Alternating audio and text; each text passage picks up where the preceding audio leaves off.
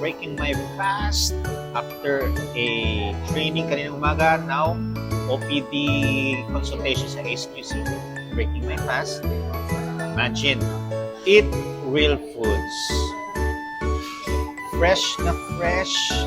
The difference of this from processed meat, syempre, processed meat, may mga halong preservatives, okay?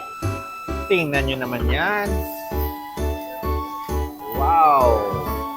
Yan ang fresh. Yan ang real food. Halaga dyan, no? I-differentiate natin dun sa mga may preservatives na meat. Siyempre, wag yun. You can get real foods sa wet market. Bagong katay. Nutrient dense siya. And so healthy.